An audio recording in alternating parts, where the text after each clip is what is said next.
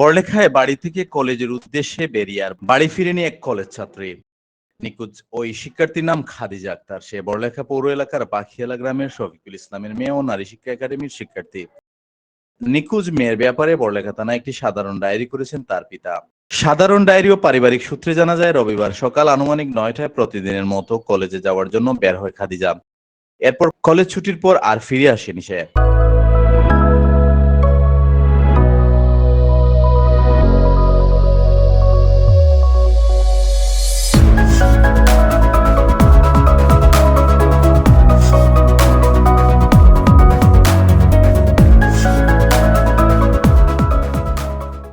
আত্মীয়স্বজন, বন্ধু-বান্ধব সহ অনেক জায়গায় খোঁজাখুঁজি করে তার সন্ধান পাওয়া যায়নি। পরে নিখোঁজের বিষয়ে তার পিতা শফিকুল ইসলাম বাদী হয়ে বড়লেখা থানায় একটি সাধারণ ডায়েরি করেন।